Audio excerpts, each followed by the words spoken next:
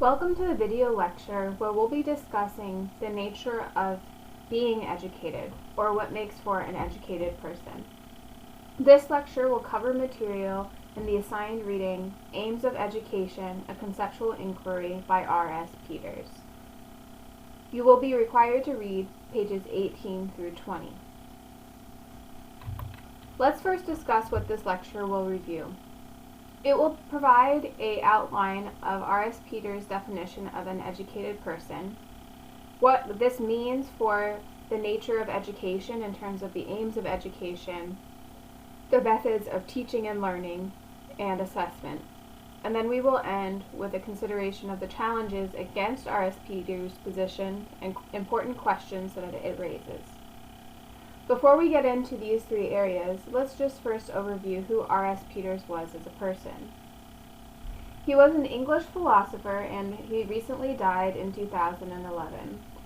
Most notably, he worked at Cambridge University as a political philosopher, a philosopher of education, and also worked within the field of educational psychology. Most notably, Peters is known as being one of the main players in the philosophy of education movement in England, and help the field progress and aim and gain recognition. Okay, so R.S. Peters talks about an educated person having to meet these four criteria. He outlines all of these in pages 18 through 20 and describes the reasons for why he thinks they're essential to be considered an educated person. He says that all of these are necessary for an educated person to exist, or for you to be considered an educated person, and that it is not enough for you to just meet one or two or three of the criteria. All of them must be followed. Essentially, he thinks that an educated person is a person that takes delight in what he does for its own sake, so this idea of intrinsic enjoyment. 2, he understands the ideas of particular subjects to the point in which he can explain how they all fit together. This is the depth of understanding of knowledge. 3,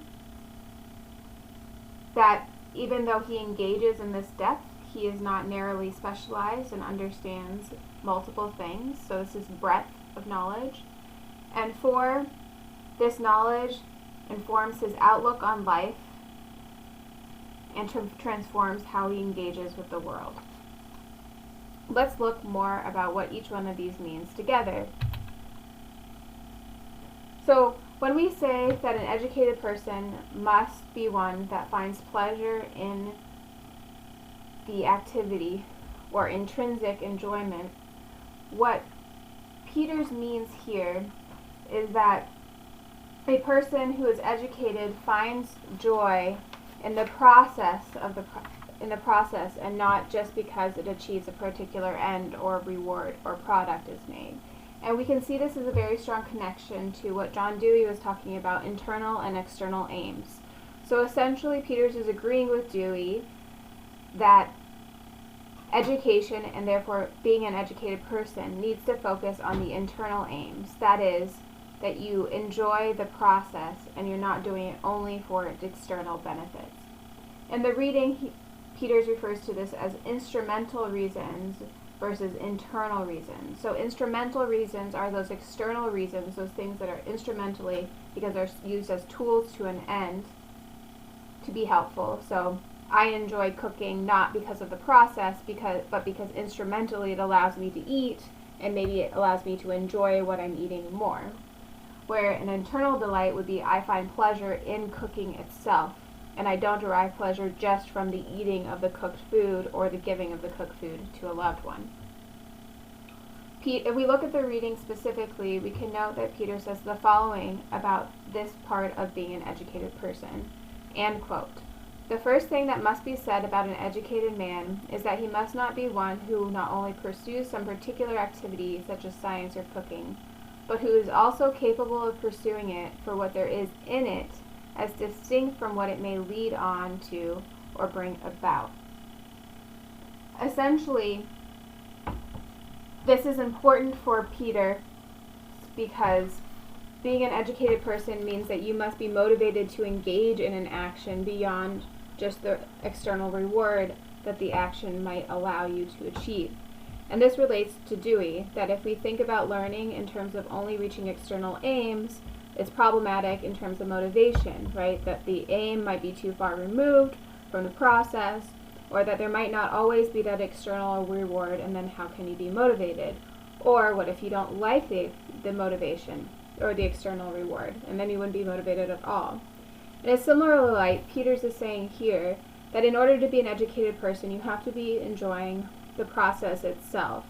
And this is the idea that, like, an educated person, once they get done with schooling, as we typically understand it, would still want to go about pursuing things such as learning because they find desire in doing so. So when all of the pressures are off, all the grading and all the external reasons of getting a job, that you would choose to still engage in reading, for instance, or learning about the history of mathematics. You would do this because you find intrinsic enjoyment. Now let's look at the second criteria for what makes an educated person. So Peters says that it's not enough to just find pleasure in doing what you are doing in the activity, or as Dewey would say, in the learning process or the educating process. You must also have a depth of knowledge and understanding. If we look at the text, Peters says, "For being educated demands more than being highly skilled. An educated man must also possess some body of knowledge and some kind of conceptual scheme to raise this above the level of collection of disjointed facts." In this case, Peters wants to distinguish a skilled person, a person that has mastered a skill, such as ballet dancing or cooking, from a person who is fully educated or well educated. For him, he believes that you must have the knowledge and the ability to explain what you know and apply what you know to novel situations, to be aware of how you know connects to things in order to be fully educated. Here, Peters is adding on to this idea of enjoyment. While it might be true that many people enjoy a particular activity and then therefore develop a mastery of a skill in that activity, right? If I enjoy cooking, then I probably cook a lot and therefore become a very good cook, one would hope. That process isn't enough to say that you are an educated person. In this light of having depth of understanding and knowledge, an educated person, if we're going to continue the cooking analogy, would mean that I would need to understand the mechanisms behind how cooking works, so I would need some knowledge of food science. I'd have to be able to explain my knowledge to others and give reasons for why I'm doing things, why I'm letting the pan heat up, for example, before I add the oil, and awareness of how cooking with one spice affects other things that I'm cooking with. So being able to organize ideas and provide reasons for my ideas. Now, the third criteria for an educated person, according to Peters, is having a breadth of knowledge and understanding. Here he's saying that it's not enough just to be highly specialized in one particular field of knowledge, but that you must have knowledge of many things in order to be considered truly educated. And this is what he's calling not being narrowly specialized. So it wouldn't be enough for an individual to be very good at mathematics and be completely unaware and not knowledgeable about other aspects of life, such as American history or science or art, or things like that. So if we look at the text, here Peters says, quote, "For education rules out narrow specialism. He might work away at science and know almost nothing of anything else and not to see its connection with much else in a coherent pattern of life." So again, this idea that we have to know things, but we also have to understand things in the sense that we need to be able to connect our facts, our awareness of things together in order to apply it to the world, but also to be able to explain it to one another.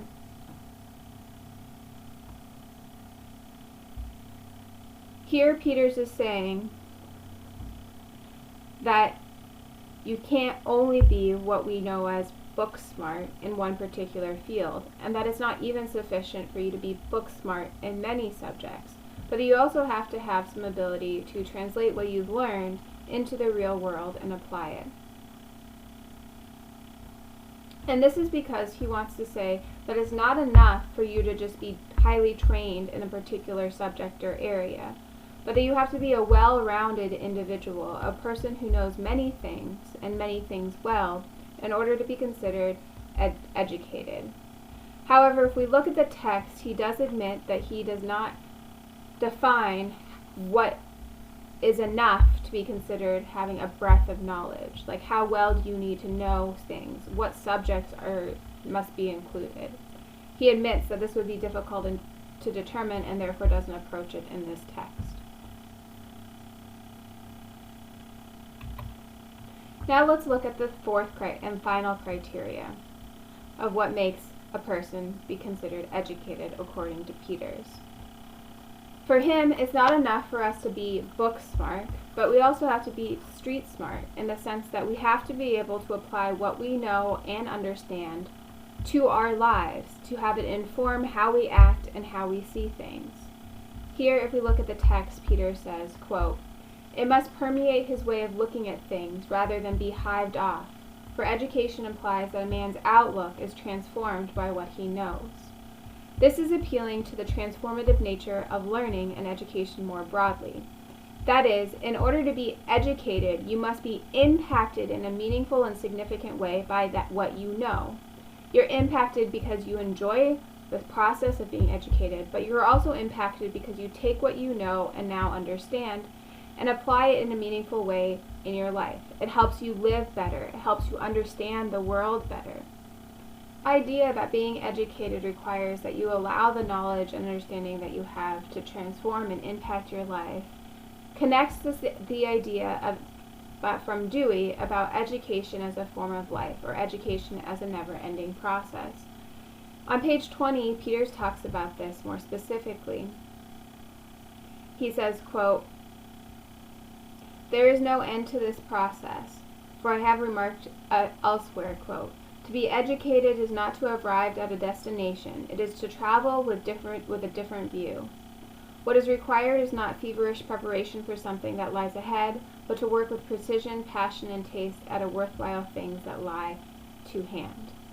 So this is the idea that because being educated means applying what you know to the world, that we are constantly in the process of becoming educated and being more educated and living our life as a form of education. Because by applying what we know and understand to the world, we then understand the world differently, which is then a new form of knowledge, and it's a cyclical nature where there is no end, like a circle.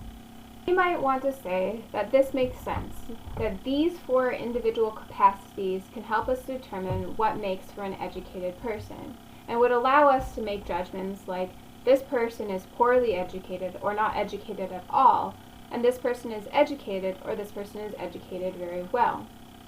Before we accept Peter's definition of an educated person, we have to consider what this would mean for the educational system itself, as the definition of what makes someone educated will inevitably influence what we understand as the goals or aims of education to be. And all of this will end up dictating the different methods of educating, the process of the educational system. This means it will impact how we structure our schools and our classrooms, the types of student-teacher relationships that we aim to cultivate and ensure, as well as the designing of our curriculum, the content we choose, and the approach or pedagogical techniques that we use. Our definition of an educated person will thus also inform the types of assessment or tests that we use to measure whether a person is educated and whether or not we're reaching our aims or goals of education. So let's first look at what our definition. So let's look now at what Peter's definition of an educated person means for the educational system itself, for the methods, the structures, the teacher-student dynamic, the curriculum, and teaching choices. You will note that as we go through these four different criteria of an educated person, that there will be developing tensions where it might be impossible for us to satisfy both criteria 1, for example, and criteria 2. So if an educated person means that a person must enjoy the process of learning or engaging in the activity and not only do it for the external rewards, then it must mean that we have to create a schooling environment or an educational environment where we're not emphasizing the external aims like grades in order to emphasize the internal aims, the pleasure of the process of doing it for the sake of doing it. This might mean that we would go towards problem-based learning or self-directed learning techniques, where we provide students with an opportunity to work through an issue or to pick an issue or an idea or an activity that they want to engage with and allow them to engage with it. This would allow us to help emphasize this idea of finding pleasure in the activity over doing it in order to finish it, to have a good grade, to get an award, and things like that. This also means that we will likely have to deconstruct the traditional notion of student-teacher relationships, where the student becomes a teacher in some settings and the teacher becomes a student in other settings. And this is an idea that was brought up by Dewey, but also Ivan Illich.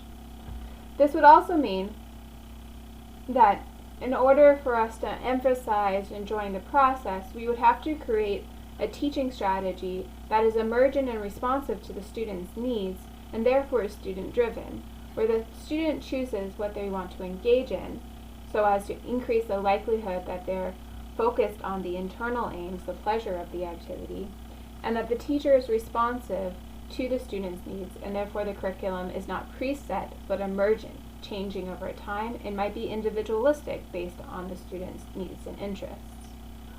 We can think of all the problems and challenges of creating such an education system, but also the beautiful benefits that might come around as a result of creating such an environment for students to learn.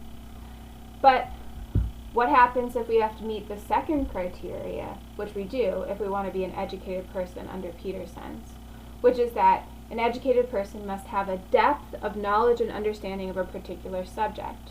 So in order for this to happen, we can't be we could still be student-driven, in the sense that the student gets to choose what they want to focus on, but we couldn't focus on just the internal pleasures of engaging in the process, but we also have to focus on the mastery of the content, of the knowledge, because in order to have depth of knowledge, we have to make sure that they are getting to know all the facts and how they apply and connect to one another. This might mean that we would revert out of this fluid nature of teacher and student back into its traditional sense of I am the teacher that I'm teaching the student this knowledge, or there's a book that's the teacher that's teaching the student this knowledge. In this case, our focus in teaching will be on making sure that the student learns the material, masters the content, so it's knowledge acquisition. But we would also want to engage in some critical thinking techniques and pedagogy in order to help with the understanding aspect of this criteria of an educated person. Remember, it's not enough for the student to just know the facts, but they have to be able to apply the facts and see how the facts interconnect with one another. And therefore, there would need to be some aspects of critical thinking and application within the educational environment. So you might see, how is it possible that we can emphasize enjoying the process while also emphasizing mastering the content? So let's look at the third and fourth criteria. Peter says that to be educated, you have to have a breadth of knowledge and understanding. So it's not enough to just be specialized in knowing one area well, but you have to know many things. And this means that our educational experience might have to instead also make sure that students are exposed to many different subjects and areas of knowledge. We might want to ensure that they know these things by using the traditional student-teacher dynamic, where I teach you things, you learn things, instead of it being more emergent and collaborative. I would still focus on this idea of knowledge acquisition, so I'm giving you the knowledge, making sure you have the knowledge, but also ensuring that you can apply the knowledge through critical thinking techniques and strategies in the classroom in order to make sure you're understanding, so that it's not just knowledge, but there's also understanding. This would also mean unlike the first and second criteria under Peters, that students won't be able to only choose what they want, but we might have to require that students take multiple subjects.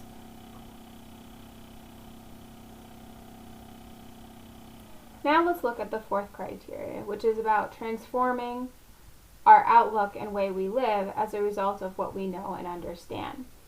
So in this sense, we can't only focus on making sure students know things and can apply things in hypothetical or isolated contexts, or be able to abstractly connect ideas, but we have to make sure that they can see how those ideas, the things that they know, apply to the real world and have a significant impact on how they should interact with the world. So this means that the educational system, on some level, needs to emphasize the application of this knowledge and understanding to the real world and provide space for students to reflect on this application. This might look like creating more opportunities for problem-based learning in the classroom, or engaging in service learning or community-based learning where students are going out into the real world to do some type of project with the community, applying what they know and then reflecting on what they know. This means that it might be possible for students and teachers to shift out of the traditional role and be seen as co-teacher, co-students. So students would see teachers or community members as teachers, but teachers would also be learning from their students. Because this criteria of being educated relies on an individual applying their knowledge and understanding to the world, there would need to be some types of flexibility within the curriculum so that it's emergent to what is the student is understanding and knowing, and is driven by what is interesting to them, and is also responsive to how they are applying it to the real world and reflecting on it. We might see this as being challenging if we're also trying to hit criteria number 3, for example. So now let's look at what Peters' definition of an educated person means for how we would assess our progress towards our goals of education and towards whether or not a person is educated or not.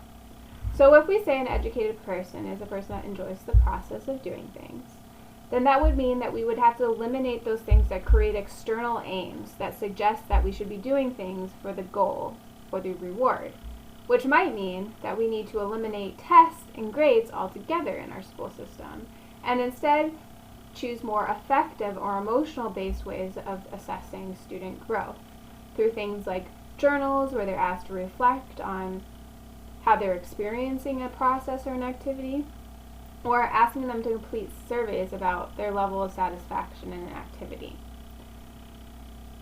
But if we also want to make sure that a person or a student is developing a depth of knowledge and understanding as well as a breadth of knowledge of understanding, so they know something really, really well, but they also know many things, we can't eliminate tests altogether because many people believe that tests are the best way of measuring knowledge and understanding. Well, what do? This seems to directly conflict with this criteria number 1 of having a more intrinsic valuing the process approach. Now, if we're also interested in making sure that students are able to apply what they know to the world and how to change how they understand the world, then we can't just have what we understand as standardized tests or typical grading schemas. We also have to have ways of testing their ability to apply. The application test, problem-based tests where they're asked to do something and we watch how well they are able to do something in the real world, or we measure whether or not through critical reflections, things like journal, whether they're changing how they perceive or interact in the world based on how they're using their knowledge to engage with the world.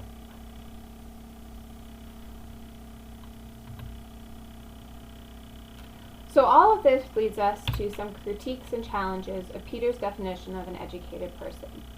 I'll name about 3, but I'm sure that you can come up with more on your own. The first one is the one that I've been highlighting throughout this lecture, is the practical application.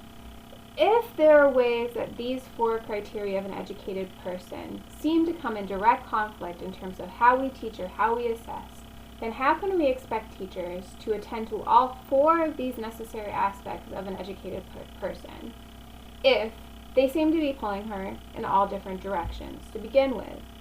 How can I make sure that students know things, have depth and breadth of knowledge, but also enjoy the process of learning for its own sake?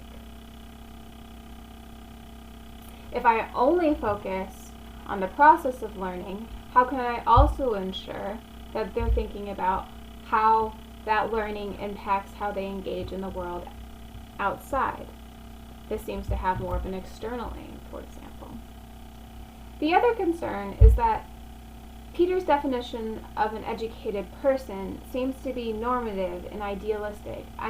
That means that it's talking about the best or most well-educated person and not just a typical educated person.